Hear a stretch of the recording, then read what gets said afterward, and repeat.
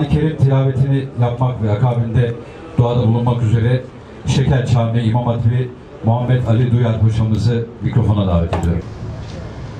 Bismillahirrahmanirrahim.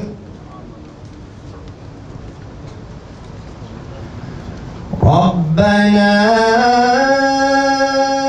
innena semi'na munadiyen yunadi lil-imani en aminu bi rabbikum fe'amennâ.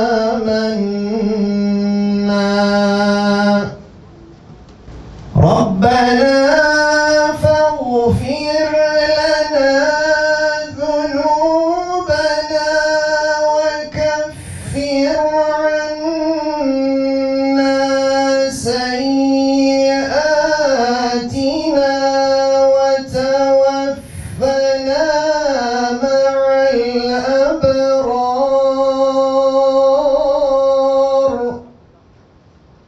İlahi ya Rabbi, okunan Kur'an-ı Kerim'den ve ya Rabbi kesilecek olan kurbandan hasıl olan sevabı evvelen bizzat Peygamber Efendimiz Hazreti Muhammed Mustafa sallallahu aleyhi ve sellem Efendimizin aziz, latif, pak, müşerref ruh-i şeriflerine hediye eyledik, sen kabul eyle ya Rabbi.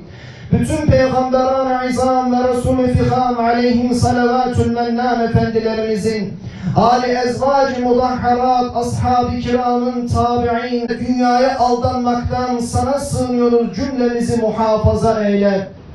Şimdi biz istediğimiz kadar pancar fiyatını yükselten, şeker fiyatını yükselten, eğer nişasta bazlı şekerlere yüksek yoğunluklu tatlandırıcıların ürünler geçemezsek, verdiğimiz pancar fiyatının da hiçbir önemi kalmayacak. Verdiğimiz şeker fiyat zammının da hiçbir önemi kalmayacak. Çünkü bunu satma imkanı bulamayacağız. Ben size çarpıcı iki örnek vermek istiyorum. Geçen sene yüksek yoğunluklu tatlandırıcılar şeker karşılığı, kristal şeker karşılığı 750.000 ton bu ülkeye yüksek yoğunluklu tatlandırıcı girdi. Ve 1 milyonun üzerinde de nişasta bazlı şeker üretimi yapıldı ve Türkiye'de ne kadar girdiği de belli değil. Onun için %10'luk şeker zammı olmasına rağmen hiçbir şirket zamlı şeker satamadı. Ve önümüzdeki yıllarda bunun daha bir vahimini yaşayacağımızı düşünüyorum. Tabii biz böyle bir kampanya açılışında kampanyamızın kazasız belasız olmasını çok önemsiyoruz. Mutlaka üreten arkadaşlarımız, bizle beraber bu üretimi yapan arkadaşlarımız bu hususta çok dikkatli olacaklar. Ama çalışma hayatımızla ilgili problemlerimizin de olduğu da bir gerçek. Asıl işlerimizde taşörenin çalıştırılması hem zayiatlarımızı artırıyor hem iş kazası risklerimizi çok ileriye doğru fırlatıyor diye düşünüyorum. Tabii ki öncelikle nişasta bazlı şekerleri ve yüksek yoğunluklu tatlandırıcıları denetleyip şeker pancarını ön tarafa çıkartmak, üretimini daha iyi, sağlıklı hale getirebilmek için denetleyici ve düzenleyici kurulunun yeniden hayata geçirmesi gerekiyor diye düşünüyorum.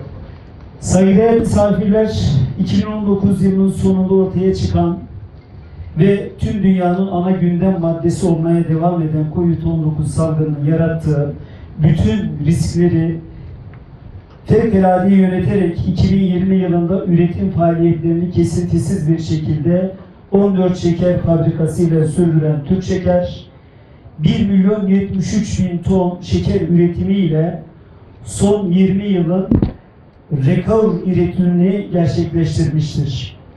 Ayrıca üretim döneminde 11.000'e yakın kişi istihdam sağlayarak faaliyette bulunduğu tüm bölgelerde ekonomiye değer katmanın önemini bir kez daha gösteren Türk Şeker, şeker üretiminin yanı sıra yan ürün olarak elde ettiği melas ile etil alkol üretimi, kimya sanayi, maya ve yem sanayi ve birçok sanayi sektörüne alkol üretimiyle kamu hastanelerimiz başta olmak üzere küçük ve orta ölçekli pek çok kolonya ve dezenfektan sektörüne ve yaş pancar posası ile de et ve süt üretiminin artmasına, böylece artan gıda imkanları ile daha yüksek hayat standartının oluşmasına lokomotif olmuştur.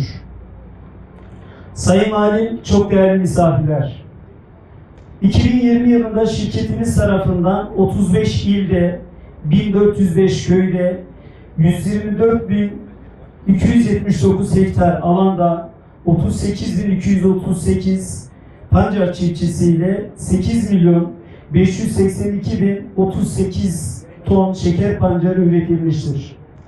Ülkemizde üretilen toplam 23 milyon ton şeker pancarı üretiminin %37'sine tekabül eden bu üretim değeriyle Türk Şeker tüm zamanların rekorunu kırmıştır. Tabii ki şeker pancarı üretiminin artması hem çiftçimiz için hem hayvancılarımız için önemli.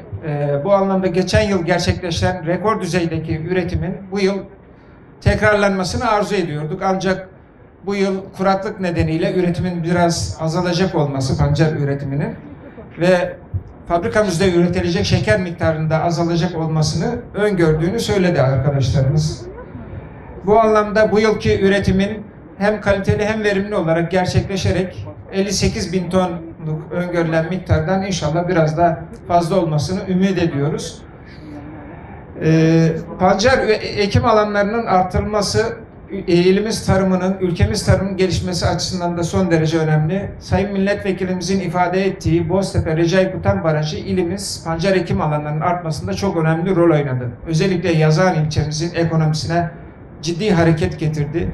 Önümüzdeki yıllarda bu sürecin Arguvan ilçemiz için de yaşanacağını söyleyebiliriz buradan. Çünkü Arguvan'da Yoncalı Barajı inşaatı devam ediyor. İnşallah bu yıl baraj inşaatı tamamlanacak. Önümüzdeki yılda tünel inşaatının 9.000 metrenin üzerindeki büyük tünel inşaatının tamamlanacağını, ayrıca sulama projelerinde hayata geçirileceğini tahmin ediyoruz. Ve bu alanın da 17.000 hektarlık alana tekabül ettiğini düşünürsek Malatya'nın şeker pancarı üretimi inşallah önümüzdeki süreçte ciddi miktarda artacak.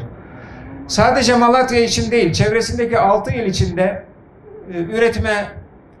tarımsal üretime destek veren ve ülkemize çok önemli katma değer sunan Malatya Şeker Fabrikamızın reforme edilmesinde, yenilenmesinde de Türk Şeker Genel Müdürlüğü'nün çok önemli katkıları var. Bu minvalde Mücahit Bey'e çok teşekkür ediyoruz. Allah razı olsun. Yine bugün aramızda bulunan Varlık Fonu Yönetimi Genel Müdür Yardımcımız buradalar. Kendileri Türk Şeker'e vermiş olduğu değeri, Türk Şeker Fabrikalarına vermiş olduğu değeri ve Malatya'ya vermiş olduğu değeri de bizlere gösterdiği için kendilerine çok teşekkür ediyoruz. Hoş geldiniz diyoruz. Bu vesileyle 66.